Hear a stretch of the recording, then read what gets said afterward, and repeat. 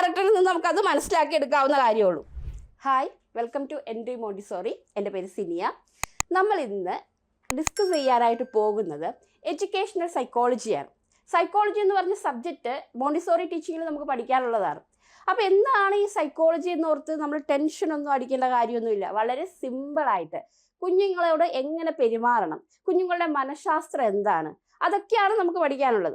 അതിൽ education psychology എന്ന് പറഞ്ഞാൽ എന്താണ്? സൈക്കോളജിയുമായി ബന്ധപ്പെട്ട്, എഡ്യൂക്കേഷനുമായി ബന്ധപ്പെട്ട് വരുന്ന കാര്യങ്ങൾ, അതാണ് ഇവിടെ ഉള്ളൂ. അപ്പോൾ എന്താണ് സൈക്കോളജി എന്ന് പഠിക്കുന്നതിന് മുമ്പ് നമ്മൾ പഠിക്കേണ്ട ഒരു കാര്യമുണ്ട്, ഹ്യൂമൻ മൈൻഡ്. കുട്ടികളുടെ മനസ്സാണ് നമ്മൾ പഠിക്കേണ്ടത് അല്ലേ? കുട്ടികളുടെ മനസ്സ് മനസ്സിലാക്കിയാലാണ് അവർക്ക് എന്ത് ചെയ്യാൻ പറ്റുള്ളൂ, അവർക്ക് വേണ്ട സഹായങ്ങളൊക്കെ ചെയ്തു കൊടുത്ത് അവരുടെ വിദ്യാഭ്യാസം നന്നായിട്ട് കൊണ്ടുപോകാൻ പറ്റുള്ളൂ.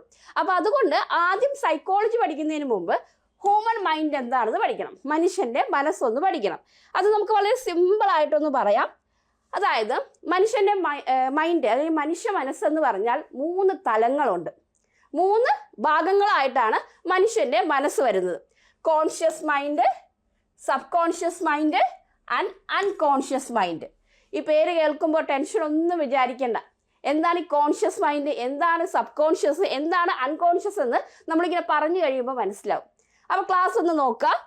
ഇതിൻ്റെ ഒരു മലയാളവും കൂടി നമുക്ക് ജസ്റ്റ് ഒന്ന് പറയാം. അതായത് ബോധമുള്ളത് അതാണ് ബോധ മനസ്സ്, ഉപബോധ മനസ്സ് അത് സബ് കോൺഷ്യസ്, ആൻഡ് അബോധ മനസ്സ് അൺകോൺഷ്യസ്. ഇത് 3 എന്താണെന്ന് നമുക്ക് ഓരോന്നായിട്ട് നോക്കാം. ഒന്നാമതാണ് കോൺഷ്യസ് മൈൻഡ്. കോൺഷ്യസ് മൈൻഡ് എന്ന് പറഞ്ഞാൽ ഞാനിപ്പോൾ നിങ്ങളോട് സംസാരിക്കുന്നു, നിങ്ങൾ എൻ്റെ ക്ലാസ് കാണുന്നു, നിങ്ങളിപ്പോൾ ഈ നിമിഷം എന്താണ് ചെയ്യുന്നത്, അത് കോൺഷ്യസ് അല്ലേ? എന്താണ് ചെയ്യുന്നതെന്ന് നിങ്ങൾക്കറിയാലോ, അതാണ് കോൺഷ്യസ് മൈൻഡ്.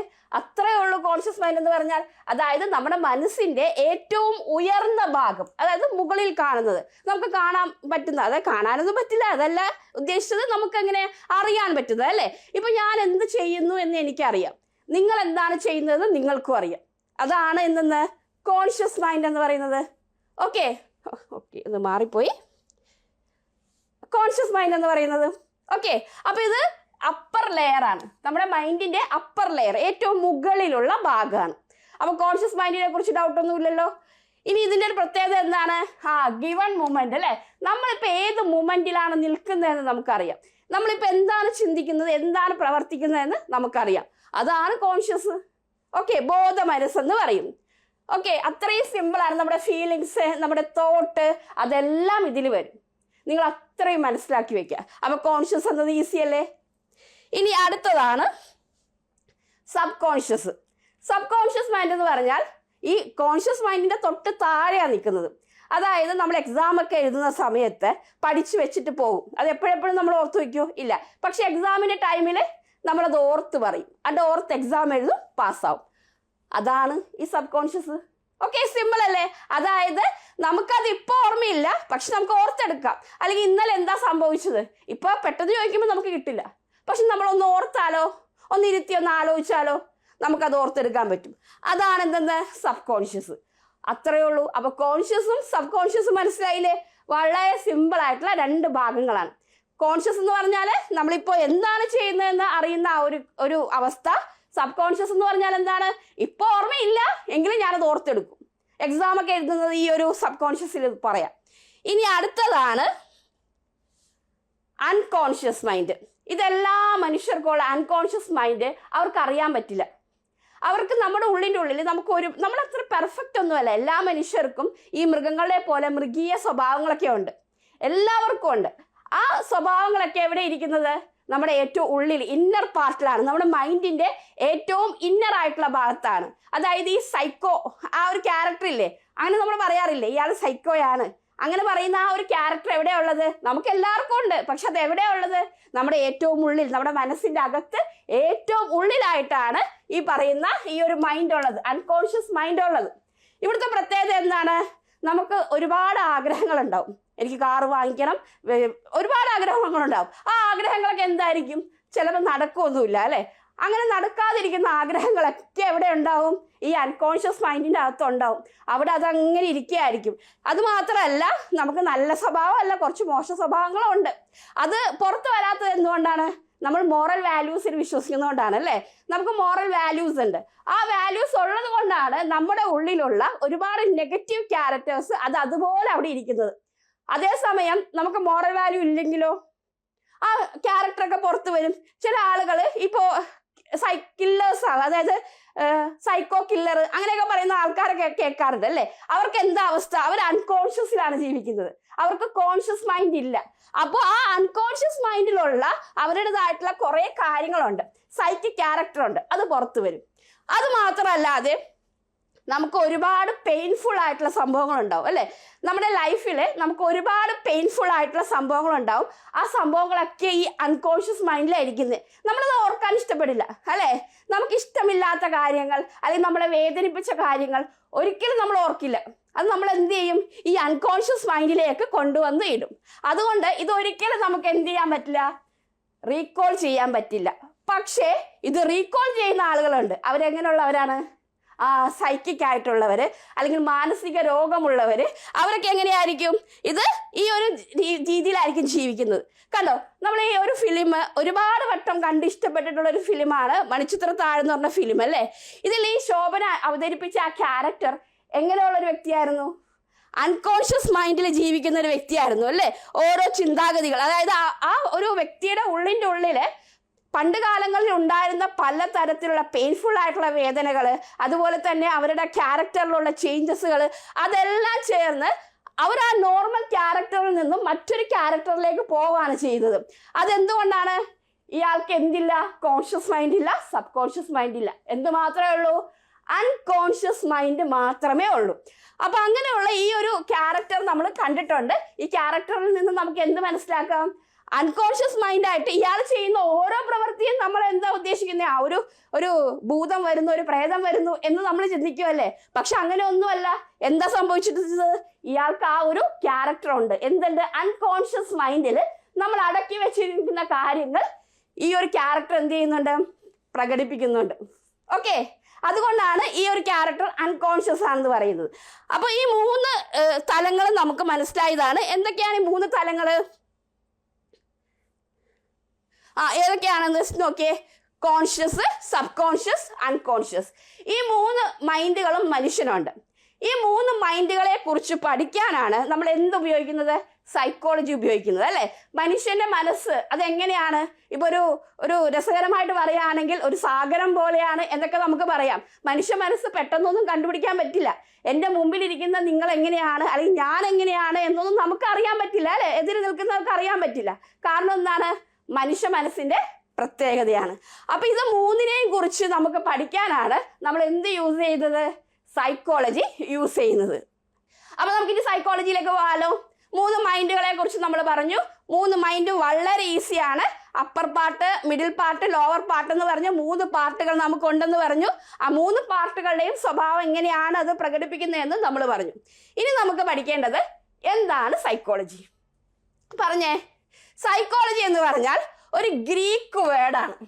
ഇത് തിയറിയാണ് കേട്ടോ നമ്മൾ ഇനി നോക്കുന്നത്. കാരണം ഇത് അതേപോലെ നമ്മൾ അറിഞ്ഞിരിക്കേണ്ട കാര്യങ്ങളാണ്, എപ്പോഴും നമുക്ക് വേണ്ട ഒരു കാര്യമാണ്. സൈക്കോളജി എന്ന് പറഞ്ഞാൽ അതൊരു ഗ്രീക്ക് വേർഡാണ്. ഈ ഗ്രീക്ക് വേർഡിന്റെ പ്രത്യേകത എന്താണ്? അതിന്റെ അർത്ഥം? സൈക്ക് എന്ന് പറഞ്ഞാൽ സോൾ, മൈൻഡ്, സെൽഫ്, അതായത് എൻ്റെ മനസ്സ് അല്ലേ. ഇനി ഈ പറയുന്ന ലോഗോസ് എന്ന് പറഞ്ഞാൽ എന്താണ്? സ്റ്റഡിയാണ്. അവ കൂട്ടിച്ചേർത്തങ്ങ് പറഞ്ഞു. എന്താണ്? മനുഷ്യന്റെ മനസ്സിനെ കുറിച്ചുള്ള പഠനമാണ് സൈക്കോളജി. മനുഷ്യന്റെ മനസ്സിനെ കുറിച്ചുള്ള പഠനം. അപ്പൊ നമ്മൾ ചിന്തിക്കും, എന്തിനാണ് ഈ മോണ്ടിസോറിയിൽ നമ്മൾ സൈക്കോളജി പഠിക്കുന്നത്? അവിടെ കുഞ്ഞുങ്ങളുണ്ടല്ലേ. കുഞ്ഞുങ്ങൾക്ക് എന്ത് സൈക്കോളജി? കുഞ്ഞുങ്ങൾക്കാണ് ഏറ്റവും കൂടുതൽ സൈക്കോളജി ഉള്ളത്. കാരണം എന്താണ്? കുഞ്ഞുങ്ങളുടെ മനസ്സിന് ഒരുപാട് പ്രത്യേകതകളുണ്ട്. വളർന്നു വരുന്ന കുഞ്ഞുങ്ങളുടെ മനസ്സിലേക്ക് ചെന്നെത്തുന്ന ഓരോ കാര്യങ്ങളും അവന്റെ മനസ്സ് എന്ത് ചെയ്യും? സ്റ്റോർ ചെയ്യും. അത് സ്റ്റോർ ചെയ്യുന്നതനുസരിച്ച് അവൻ വലുതാകുന്നതിനനുസരിച്ച് അവന്റെ ക്യാരക്ടർ രൂപപ്പെടും. അതിന് ഏറ്റവും കൂടുതൽ സഹായിക്കുന്നത് എന്താണ്? മനുഷ്യന്റെ മനസ്സിലേക്ക് അല്ലെങ്കിൽ ആ കുഞ്ഞിന്റെ മനസ്സിലേക്ക് വരുന്ന കാര്യങ്ങളാണ്. അപ്പൊ അതുകൊണ്ട് തന്നെ നല്ലൊരു ടീച്ചറിന് മാത്രമേ എന്ത് സാധിക്കുകയുള്ളൂ? ഒരു കുട്ടിയെ നന്നായിട്ട് വളർത്തിയെടുക്കാൻ സാധിക്കുകയുള്ളൂ. അപ്പൊ അവന്റെ മനസ്സിലുള്ള ബുദ്ധിമുട്ടുകൾ മനസ്സിലാക്കി അതിനൊരു സൊല്യൂഷൻ കണ്ടെത്തി അവനെ മുന്നോട്ട് കൊണ്ടുപോകാൻ സഹായിക്കുന്നതിനാണ് നമ്മൾ എന്ത് പഠിക്കേണ്ടത്? ടീച്ചേഴ്സ് സൈക്കോളജി പഠിക്കേണ്ടത്. അപ്പൊ സൈക്കോളജി എന്ന് പറഞ്ഞാൽ അതിന്റെ അർത്ഥം എന്താണെന്ന് അറിയാലോ? എന്താണ്? മനുഷ്യന്റെ മനസ്സിനെ കുറിച്ചുള്ള പഠനം. ഓക്കെ, ഇനി ഈ ഒരു വേർഡ്, ഈ സൈക്കോളജി എന്ന് പറഞ്ഞ വേർഡ് നമുക്ക് ആദ്യമായിട്ട് തന്നത് ആരാണ്? റുഡോൾഫ് ആണ്. റുഡോൾഫ് കോക്കൽ അദ്ദേഹമാണ് നമുക്ക് ഈ ഒരു വേർഡ് തരുന്നത്. ഏത് വർഷമാണ് നമ്മളിത് കിട്ടിയത്? നമുക്ക് 1950 കിട്ടിയത്, 1950. ഇതൊക്കെ ഒരു തിയറി പാർട്ടാണ്, പക്ഷെ സിമ്പിൾ ആയിട്ടുള്ള കാര്യങ്ങളാണ്. ഗ്രീക്ക് വേർഡാണ്, മനുഷ്യനെ കുറിച്ചുള്ള പഠനമാണ്. ഇതൊക്കെ പഠിക്കാൻ ബുദ്ധിമുട്ടുണ്ടോ? ഒരു ബുദ്ധിമുട്ടും ഇല്ല അല്ലെ. ഇതാര് തന്നു എന്ന് ചോദിച്ചാൽ അത് റുഡോൾഫ് കോക്കർ ആണ്. അദ്ദേഹം എപ്പോഴാണ് ഇത് യൂസ് ചെയ്തത്? 1950. ഓക്കെ, ഇനി അദ്ദേഹം മാത്രമല്ല, നമുക്ക് അരിസ്റ്റോട്ടിലിനെ അറിയാം, അതുപോലെ പ്ലേറ്റോയെ അറിയാം. അദ്ദേഹം ഗ്രീക്ക് ഫിലോസഫേഴ്സ് ആണ് അല്ലേ. ഇവരും ഇതിനെക്കുറിച്ച് പറയുന്നുണ്ട്. ഇവർ ഇതിനെക്കുറിച്ച് പറയുന്നതെന്ന് പറഞ്ഞാൽ സൈക്കോളജി എന്ന് പറഞ്ഞാൽ, സൈക്കോളജി എന്നത് കൊണ്ട് ഉദ്ദേശിക്കുന്നത് എന്തെന്നാ പറയുന്നത്? Science of soul. നമ്മുടെ മനുഷ്യന്റെ മനസ്സിനെ ഒന്ന് ശാസ്ത്രീയമായിട്ട് പഠിക്കുന്നതിനെയാണ് എന്തെന്ന് പറയുന്നത്? സൈക്കോളജി എന്ന് പറയുന്നത്. അത് പറഞ്ഞത് ആരാണ്? പ്ലേറ്റോയും അരിസ്റ്റോട്ടിലൊക്കെ അങ്ങനെയാണ് ഡിസ്ക്രൈബ് ചെയ്തത്. സൈക്കോളജി എന്ന് പറഞ്ഞാൽ സയൻസ് ഓഫ് സോൾ. വളരെ സിമ്പിൾ ആണ്, സയൻസ് ഓഫ് സോൾ. ഇനി ഇതൊരു മെറ്റാഫിസിക്സ് ആണ് കേട്ടോ. എന്താ മെറ്റാഫിസിക്സ് എന്ന് പറഞ്ഞാൽ? ഈ മനുഷ്യന്റെ മനസ്സ് നിങ്ങൾ കണ്ടിട്ടുണ്ടോ? ആരും കണ്ടിട്ടില്ല. മനുഷ്യന്റെ മനസ്സെന്ന് പറയുമ്പോൾ നമ്മൾ ഹൃദയം പറയും, തലച്ചോറ് പറയും, അങ്ങനെ പലതും പറയും. പക്ഷെ അത് ആരാണ്, അതെന്താണ്, അതെങ്ങനെയാണെന്ന് ആരും കണ്ടിട്ടില്ല. അതാണ് ഈ പറയുന്ന മെറ്റാഫിസിക്സ് എന്ന് പറഞ്ഞാൽ. നമുക്ക് കാണാൻ പറ്റില്ല, അതുപോലെ തന്നെ നമുക്ക് ടച്ച് ചെയ്യാൻ പറ്റില്ല, ഒരു രീതിയിലും പറ്റില്ല. പക്ഷെ നമ്മളത് എന്ത് പഠിക്കുന്നുണ്ട്? അതൊരു സയൻസ് ആണെന്ന് പറഞ്ഞ് പഠിക്കുന്നുണ്ട് അല്ലേ. സത്യത്തിൽ അതുണ്ട്, മനുഷ്യന്റെ മനസ്സുണ്ട്, ആ മനസ്സിൽ ചിന്തകളുണ്ട്, അതൊക്കെ ശരിയാണ്. പക്ഷെ നമ്മളത് കണ്ടിട്ടില്ല, നമ്മളത് ടച്ച് ചെയ്തിട്ടില്ല. എങ്കിലും എന്താണ്? അത് സയൻസ് ആണ്. അതുകൊണ്ടാണ് അത് മെറ്റാഫിസിക്സ് ആണെന്ന് പറയുന്നത്. ഇനി ഇതിനെക്കുറിച്ച് അടുത്തൊരു കാര്യം പറയുകയാണെങ്കിൽ, സൈക്കോളജി എന്ന് പറഞ്ഞാൽ ഒരു കാര്യം നിങ്ങളുടെ മനസ്സിൽ എപ്പോഴും വേണം, അതൊരു സയന്റിഫിക് സ്റ്റഡിയാണ്. അതായത് സൈക്കോളജി എന്ന് പറഞ്ഞാൽ അതിപ്പോൾ നമുക്കൊരു സയന്റിഫിക് അല്ലാതെ മതപരമായിട്ടുള്ള കാര്യങ്ങളൊന്നുമല്ല, അത് സയൻസ് ആണ്. അത് നിങ്ങൾ മനസ്സിലാക്കണം. അത് നമ്മൾ ടച്ച് ചെയ്യുന്നില്ല, നമ്മൾ കാണുന്നില്ല, നമ്മൾ തൊടുന്നില്ല. എന്തെങ്കിലും പറഞ്ഞാൽ, ഏതൊക്കെ പറഞ്ഞാലും, എന്തൊക്കെയാണെന്ന് പറഞ്ഞാലും അതെന്താണ്? അത് സയൻസ് ആണ്. ആ ഒരു കാര്യം നിങ്ങൾ മറക്കരുത്. അതുകൊണ്ട് തന്നെയാണ് അതെന്തെന്ന് പറയുന്നത്? മനുഷ്യന്റെ തോട്ട്, എൻ്റെ ചിന്ത, എൻ്റെ ഫീലിങ്സ്, അതൊക്കെ സൈക്കോളജിയിൽ വരുന്ന കാര്യമാണ് അല്ലേ. എനിക്ക് സങ്കടം വരിക, എനിക്ക് ദേഷ്യം വരിക, അതൊക്കെ എന്താണ്? അതെല്ലാം സൈക്കോളജിയാണ്. അപ്പോൾ എൻ്റെ തോട്ട്, ഫീലിങ്സ്, അവയർനെസ്, എൻ്റെ അറിവ്, അതൊക്കെ എന്തിനു വരും? സൈക്കോളജിയുടെ ഭാഗമായിട്ട് വരും അല്ലേ. അപ്പോൾ സൈക്കോളജി സ്റ്റഡി ചെയ്യുന്നത് എന്താണ്? The mind and it's thought. അതായത് മനസ്സും മനസ്സിനുള്ളിലുള്ള ചിന്തകള്, ഫീലിങ്സ്, അതുപോലെ തന്നെ അവയർനെസ് എല്ലാം വരും. ഓക്കെ, അതാണ് എന്തെന്ന് സൈക്കോളജി എന്ന് പറയുന്നത്. ഇനി സൈക്കോളജി എന്ന് പറഞ്ഞാൽ എന്താണ്? Scientific studies of mind and behaviour. Okay, ബിഹേവിയറിനും കൂടെ പറയണം കേട്ടോ. മനസ്സ് മാത്രമല്ല, നമ്മുടെ പെരുമാറ്റം അല്ലെ, പെരുമാറ്റവും സൈക്കോളജിയുടെ ഭാഗമാണ്. നന്നായിട്ട് പെരുമാറുന്നവരെ ആരും ശ്രദ്ധിക്കില്ല, പക്ഷെ മോശപ്പെട്ട ഒരു പ്രകൃതി അല്ലെങ്കിൽ ഒരു സൈക്കിക് ക്യാരക്ടറൊക്കെ കാണിക്കുന്ന ആളുകളെ നമ്മൾ ശ്രദ്ധിക്കും. എന്നിട്ട് എന്ത് പറയും? അവനൊരു മാനസിക രോഗിയാണെന്ന് പറയും. അപ്പൊ അവിടെ സൈക്കോളജി വരുന്നില്ലേ അല്ലേ. അപ്പോൾ നമ്മുടെ ബിഹേവിയറും എന്തിലേക്ക് വരുന്നുണ്ട്? സൈക്കോളജിയിലേക്ക് വരുന്നുണ്ട്. ഇതൊക്കെ ജസ്റ്റ് വായിച്ചാൽ നമുക്ക് ഈസി ആയിട്ട് മനസ്സിലാകുന്ന കാര്യങ്ങളാണ്. ഇനി അടുത്ത എന്താണ്? ഈ പറയുന്ന സൈക്കോളജി ഒരു സയൻസ് ആണെന്ന് പറഞ്ഞു. ഈ സയൻസ് ആണ് എന്ന് പറഞ്ഞത് കൊണ്ട് തന്നെ വേറൊരു കാര്യം കൂടെ നമുക്ക് പറയണം. അത് സൊസൈറ്റിയുമായിട്ട് ചേർന്ന് പോകുന്ന ഒന്നാണ് അല്ലേ. നല്ല മനസ്സുള്ളവനല്ലേ, അല്ലെങ്കിൽ നല്ല ഒരു ക്യാരക്ടർ ഉള്ളവനല്ലേ സൊസൈറ്റിയുമായിട്ട് അഡ്ജസ്റ്റ് ചെയ്യാൻ പറ്റുള്ളൂ. ഞാൻ ഒന്നും അഡ്ജസ്റ്റ് ചെയ്യൂല, ഞാൻ ഒന്നും ചെയ്യൂല എന്ന് പറഞ്ഞിരിക്കുന്ന ഒരാൾക്ക് സൊസൈറ്റിയുമായിട്ട് ചേർന്ന് പോകാൻ പറ്റുമോ? ഇല്ല. നമുക്ക് ഒരുപാട് ആഗ്രഹങ്ങൾ ഉണ്ടാവും. നമുക്ക് വലിയ വലിയ ആഗ്രഹങ്ങളായിരിക്കും അല്ലെ. എല്ലാ മനുഷ്യർക്കും വലിയ വലിയ ആഗ്രഹങ്ങളായിരിക്കും. പക്ഷെ വലിയ വലിയ ആഗ്രഹങ്ങളൊക്കെ സാധിക്കണമെന്നുണ്ടോ? അത് സാധിച്ചില്ലെങ്കിൽ ഞാൻ ഒരു തരത്തിൽ അഡ്ജസ്റ്റ് ചെയ്യില്ല, എനിക്കിത് ഇപ്പം കിട്ടിയേ പറ്റൂ എന്ന് പറഞ്ഞിരുന്നാൽ നമുക്കൊരു സൊസൈറ്റിയുമായിട്ട് ജീവിക്കാൻ പറ്റുമോ? പറ്റില്ല.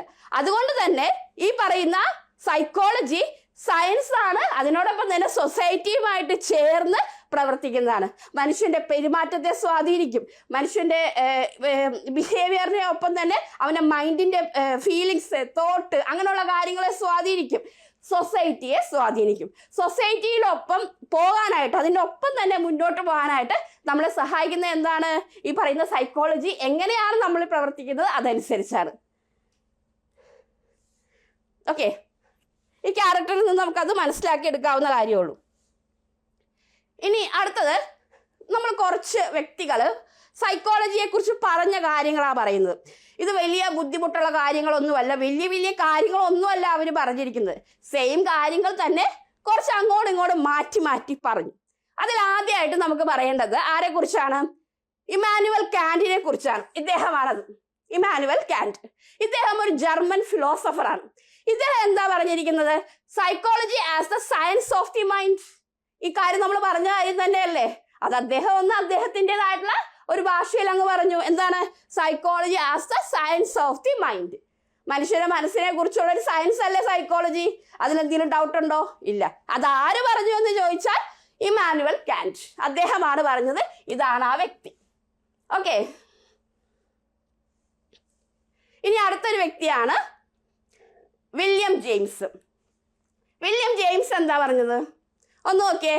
സൈക്കോളജി എന്ന് പറഞ്ഞാൽ സയൻസ് ഓഫ് മെന്റൽ പ്രോസസ്, മനുഷ്യന്റെ മനസ്സിന്റെ പ്രവർത്തനങ്ങളെ കുറിച്ചുള്ള ഒരു ശാസ്ത്രമാണ് സൈക്കോളജി. ഇതെന്തെങ്കിലും പഠിക്കാൻ ബുദ്ധിമുട്ടുണ്ടോ? ഒരു ബുദ്ധിമുട്ടില്ല. ആരുടെയാണത്? വില്യം ജെയിംസിന്റെ ആണ്. 1892 അദ്ദേഹം ഇത് പറയുന്നത്. എന്താ അദ്ദേഹം പറഞ്ഞത്? Psychology as the science of mental process. അത്ര അദ്ദേഹം പറഞ്ഞോളൂ. സൈക്കോളജി എന്ന് പറഞ്ഞാൽ മനുഷ്യന്റെ മനസ്സിന്റെ പ്രവർത്തനങ്ങളെ കുറിച്ചുള്ള ഒരു സയൻസ് ആണ്. അതല്ലേ? ശരിയല്ലേ അത്? യെസ്. ഇനി അടുത്ത വ്യക്തിയാണ് ജെയിംസ് ഉള്ളി. അദ്ദേഹം ഇതേ കാര്യം തന്നെയാണ് പറഞ്ഞിരിക്കുന്നത്. എന്താ പറഞ്ഞിരിക്കുന്നത്? സയൻസ് ഓഫ് ദി ഇന്നർ വേൾഡിനെ കുറിച്ചാണ് പറഞ്ഞിരിക്കുന്നത്. അതായത് സൈക്കോളജി എന്ന് പറഞ്ഞാൽ സയൻസ് ഓഫ് ഇന്നർ വേൾഡ്. നമ്മുടെ ഉള്ളില് നമ്മൾ അത്ര നല്ലതൊന്നുമല്ല അല്ലേ? പക്ഷെ പുറമെ നമ്മൾ എന്താണ്? നീറ്റാണ്. എന്തുകൊണ്ടാണ് നീറ്റ് ആവുന്നത്? അല്ലെ എന്തുകൊണ്ട് നല്ലൊരു ക്യാരക്ടർ ആവുന്നത്? നമുക്ക് മോറൽ വാല്യൂസ് ഉണ്ട് അല്ലേ? സമൂഹത്തിൽ എങ്ങനെ ജീവിക്കണം, എങ്ങനെ പ്രവർത്തിക്കണം, സഹജീവിയോട് എങ്ങനെ പെരുമാറണം, അതൊക്കെ നമ്മൾ പഠിച്ചിട്ടുണ്ട്. അതനുസരിച്ചാണ് നമ്മൾ ജീവിക്കുന്നത്. പക്ഷേ നമ്മുടെ ഉള്ളിൻ്റെ ഉള്ളിൽ ഒരു ലോകമുണ്ട്, നമ്മുടേതായിട്ടൊരു ലോകം അല്ലേ? എല്ലാവർക്കും ഉണ്ട് ആ ലോകം. അപ്പൊ അതിനെക്കുറിച്ചുള്ള സയൻസ് ആണ് സൈക്കോളജി എന്നാണ് ഇദ്ദേഹം പറയുന്നത്. അതായത് science of the inner world, നമ്മുടെ ഉള്ളിലുള്ള ലോകത്തെ കുറിച്ചുള്ള സയൻസ്. ഓക്കെ, ഇനി അടുത്ത വ്യക്തി പറഞ്ഞതാണ്, അദ്ദേഹത്തിന്റെ പേര് വില്യം വൂണ്ട്. ഇതിപ്പോ എല്ലാവരുടെ പേര് പറയുമ്പോൾ വളരെ കൺഫ്യൂഷൻ. അയ്യോ ഇത് എന്തൊക്കെയാണ് എന്നൊന്നും നിങ്ങൾ ചിന്തിക്കേണ്ട. ഈ പേരുകളൊക്കെ ഒന്നോ രണ്ടോ പ്രാവശ്യം ഇങ്ങനെ പറഞ്ഞുകൊണ്ടിരിക്കണം. അപ്പം നമുക്ക് ആ പേരുകളൊക്കെ ഒന്ന് ഫെമിലിയർ ആവും. പിന്നെ ഇത് പഠിച്ചു നോക്കിയാൽ വളരെ ഈസിയാണ്. അപ്പൊ ഇനി അടുത്തത് വില്യം വുണ്ടിനെ കുറിച്ച് പറയാം. അദ്ദേഹം എന്താ പറഞ്ഞിരിക്കുന്നത്? സെയിം മാറ്റർ തന്നെയാണ്. അദ്ദേഹത്തിന്റെ ഒരു ഭാഷയിൽ അങ്ങ് പറഞ്ഞു, the science which study the internal experience. നമ്മുടെ ഇന്റേണൽ എക്സ്പീരിയൻസിനെ കുറിച്ചിട്ടുള്ള ഒരു സയൻസ് ആണ് psychology.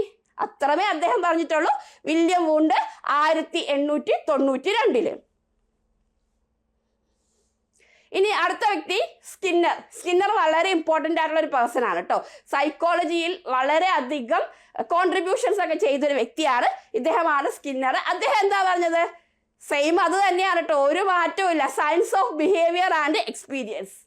Science of behaviour and experience. അപ്പം നിങ്ങൾ ചെയ്യേണ്ടത് ഈ പറഞ്ഞ വ്യക്തികളുടെ എല്ലാവരുടെയും പേരുകൾ 2-3 പ്രാവശ്യം ഇങ്ങനെ പറഞ്ഞ് അത് ഫെമിലിയർ ആക്കുക. എന്നിട്ട് ഇതങ്ങ് പഠിക്കുകയാണെങ്കിൽ സിമ്പിൾ ആയിട്ട് നിങ്ങൾക്ക് പഠിക്കാൻ പറ്റും. ഓക്കെ, അപ്പൊ ഇദ്ദേഹം എന്താ പറഞ്ഞത്? Psychology is the science of behaviour and experience. ഇനി അടുത്തത് ക്രോ ആൻഡ് ക്രോ. അദ്ദേഹം പറഞ്ഞിരിക്കുന്ന കാര്യങ്ങൾ നമുക്ക് നോക്കാം. സെയിം ഇത് തന്നെയാണ്, ഒരു മാറ്റവും നമുക്ക് പറയാനില്ല. Psychology is the study of human behaviour and human relationship. കുറച്ചും കൂടെ പറഞ്ഞു, റിലേഷൻഷിപ്പിനെ കുറിച്ചും കൂടെ അദ്ദേഹം പറഞ്ഞു. അതായത് സൈക്കോളജി എന്ന് പറഞ്ഞാൽ ഹ്യൂമൻ ബിഹേവിയറിനെ കുറിച്ചും ഹ്യൂമൻ റിലേഷൻഷിപ്പിനെ കുറിച്ചുമുള്ള ഒരു പഠനമാണ്. ഓക്കെ, അപ്പൊ സൈക്കോളജി എന്ന് പറഞ്ഞാൽ എന്താണ്? Human behaviour and human relationship. അത് ക്രോ ആൻഡ് ക്രോ പറഞ്ഞതാണ്. ഇനി നമുക്ക് കർട്ട് കൊഫ്കയെ കുറിച്ച് പറയാം. അദ്ദേഹവും സെയിം കാര്യം തന്നെ പറഞ്ഞിരിക്കുന്നത്. ഈ സ്കിന്നർ പറഞ്ഞ പോലെ തന്നെയുള്ള സെയിം കാര്യങ്ങൾ തന്നെയാണ് പറഞ്ഞിരിക്കുന്നത്. സൈക്കോളജി എന്ന് പറഞ്ഞാൽ ഒരു സയന്റിഫിക് സ്റ്റഡിയാണ്, അതിന് മാറ്റമില്ലല്ലോ. Of the behaviour of living creatures in their contact with the outer world. അതായത് പുറത്തുള്ള ലോകവുമായിട്ട് ഓരോ സൃഷ്ടിയുടെയും ഓരോ വ്യക്തിയുടെയും ബിഹേവിയർ എങ്ങനെയാണ്, അവരുടെ പെരുമാറ്റ രീതി എങ്ങനെയാണ്, അവരുടെ കണക്ഷൻ എങ്ങനെയാണ് തുടങ്ങിയ കാര്യങ്ങളെ കുറിച്ച് പറഞ്ഞു തരുന്ന ഒരു സയന്റിഫിക് സ്റ്റഡി ആണെന്ന് സൈക്കോളജി. ഓക്കെ, അപ്പൊ നമ്മൾ കുറച്ച് വ്യക്തികളെ കുറിച്ച് പറഞ്ഞു. ആ വ്യക്തികൾ പറഞ്ഞിട്ടുള്ള സെന്റൻസ് സൈക്കോളജി എന്താണെന്ന് അവരുടേതായിട്ടുള്ള ഒരു കാഴ്ചപ്പാടിൽ പോയിന്റ് ഓഫ് വ്യൂവിൽ എങ്ങനെയാണെന്ന് നമ്മൾ പറഞ്ഞു. അപ്പൊ ഇത് കാണുമ്പോൾ കുറെ വ്യക്തികളുണ്ട്, ഇതെങ്ങനെ പഠിക്കും, എങ്ങനെ ബുദ്ധിമുട്ട്, അങ്ങനെയൊന്നും ചിന്തിക്കരുത്. ഇതുവരെ കുറിച്ച് ഈ പേരുകളൊക്കെ എന്ത് ചെയ്യുക, ഒരുപാട് പ്രാവശ്യം റിപ്പീറ്റ് ചെയ്യുക. അപ്പം നമുക്ക് അവരെ ഫെമിലിയർ ആവും, ഈ പേരുകൾ ഇങ്ങനെയാണെന്ന് മനസ്സിലാവും. എന്നിട്ട് അവർ പറഞ്ഞ കാര്യങ്ങൾ പഠിക്കുകയാണെങ്കിൽ വളരെ ഈസി ആയിട്ട് മനസ്സിലാക്കും. സൈക്കോളജി എന്താണ് എന്ന് ആദ്യം അറിഞ്ഞിരിക്കണം. സൈക്കോളജി എന്ന് പറഞ്ഞാൽ ഉടനെ തന്നെ പറയണത് എന്താണ്? മനുഷ്യന്റെ മനസ്സിനെ കുറിച്ചുള്ള പഠനമാണ്. ഓക്കെ, അങ്ങനെ പറയുമ്പോൾ നമുക്ക് അത് കിട്ടി. അതൊരു സയന്റിഫിക് സ്റ്റഡി ആണെന്നും കൂടെ പറയണം. അപ്പോൾ അത് ഓക്കെയാണ്. എന്നിട്ട് ഇത് പഠിക്കുകയാണെങ്കിൽ നിങ്ങൾക്ക് വളരെ ഈസി ആയിട്ട് പഠിക്കാൻ സാധിക്കും. ഓക്കെ, അപ്പൊ ഇത്രയേ ഉള്ളൂ. അപ്പോൾ നമ്മൾ ഇന്ന് സൈക്കോളജി എന്താണ്, മനുഷ്യന്റെ മനസ്സ് എന്താണ് എന്നൊക്കെ പഠിച്ചു. അപ്പൊ നന്നായിട്ട് പഠിക്കുക. Thank you.